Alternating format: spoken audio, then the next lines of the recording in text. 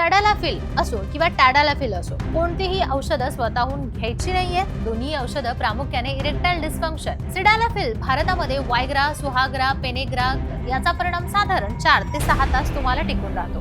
चियालिसची किंमत तुम्हाला 700 ते 800 या किमतीने मिळून जाईल. टेडालाफिल म्हणजे नेमकं काय? दोन्ही औषधं प्रामुख्याने इरेक्टाईल डिस्फंक्शन या समस्येसाठी वापरली जातात. मात्र या दोन औषधांमध्ये परिणामकारक कालावधी, वापरण्याची पद्धत, किंमत यामध्ये मोठा फरक आहे. आता किमतीबद्दल बोलूया.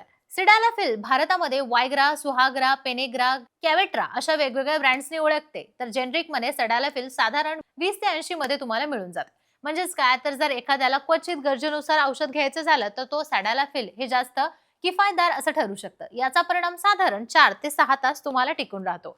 दुसरीकडे टॅडालाफिल हे चियालिस, मेगालिस, टॅडाचिप, टॅडालिस त्यासोबतच टॅडाझेल अशा ब्रँडच्या नावाने मिळतं. जेनरिक टॅडालाफिलची जी किंमत आहे ती साधारण 60 ते 200 रुपये इतकी तुम्हाला मिळून जाईल. तर ब्रँडेड चियालिसची किंमत तुम्हाला 700 ते 800 या किमतीने मिळून जाईल.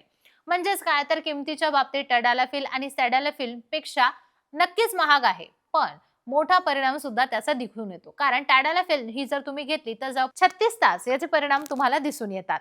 यावर मार्गदर्शन करताना डॉक्टर उमेश मुंदडा सांगतात की जर एखाद्याला फक्त काहीतरी शॉर्ट टर्म वापरण्यासाठी औषध हवं असेल तर तो सॅडालाफिल हे जास्त कॉस्ट इफेक्टिव्ह ठरू शकतं. पण ज्यांना वारंवार समस्या आहे किंवा डेली यूज हवा आहे त्यांच्यासाठी टॅडालाफिल अधिक सोयीस्कर वापर ठरू शकतो, पण थोडंसं महाग आहे.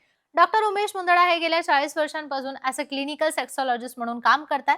त्यांचं आशा किरण सेक्स क्लिनिक 1985 पासून रुग्णांच्या सेवेत असून महाराष्ट्रामध्ये मुंबई, पुणे, नाशिक, कोल्हापूर नगर या शहरांमध्ये त्यांच्या शाखा आहेत. संभाजीनगरमध्ये मुख्य शाखा आहे, जिथे ते सोमवार ते शुक्रवार असतात. शनिवारी, रविवारी मुंबई, पुणेच्या क्लिनिकमध्ये ते रुग्णांना मार्गदर्शन करतात. शेवटचा पण एक महत्त्वाचा सल्ला, सॅडालाफिल असो किंवा टॅडालाफिल असो, कोणतीही औषधं स्वतःहून घ्यायची नाहीये. योग्य तपासणी करायची आहे, योग्य डोस आणि डॉक्टरांचा सल्ला घेतलाच पाहिजे. कारण औषधं निवडण्यामध्ये योग्यता असायला हवी, तरच समस्या सुटू शकते. पण चुकीची निवड ही नेहमी धोकादायकच ठरेल.